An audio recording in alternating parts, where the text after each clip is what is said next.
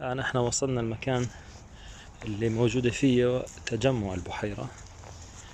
يعني في النهر بمشي بيوصل لغاية هون. طبعا منطقة جمالية رائعة وشيء جميل جدا. طلاب طبعا بالجهة الثانية من الجامعة، مش هون. هاي تعتبر الغابة تبعت الجامعة.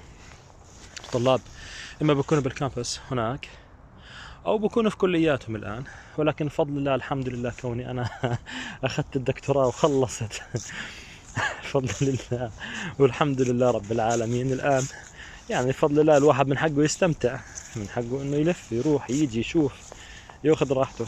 مع إني حتى وأنا طالب كنت كثير ألفلف كمان. باي ذا واي، هاي من أجمل الأماكن اللي ممكن الواحد يجيها أو يشوفها. شيء جميل جدا جدا جدا.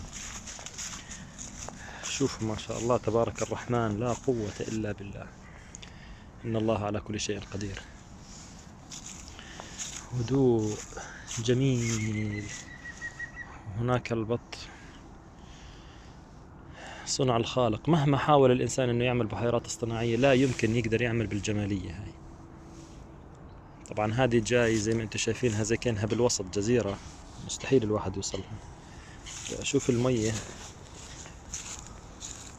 لا هيك راح اوقع بلاش. اكيد المية باردة حتكون، كنت بس بدي المسها، لكن يعني فيش داعي للمغامرة. لكن احنا هون اصلا عشان المغامرة. المي زي الثلج يا جماعة. مش والله، لا والله مش كتير باردة، بس باردة شوية لسعت، بس مش بالبرود المتوقع يعني.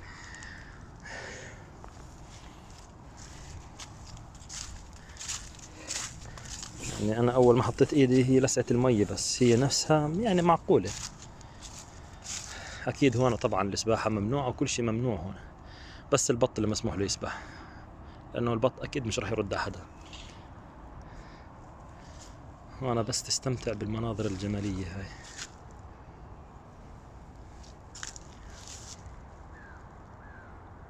ما شاء الله تبارك الرحمن.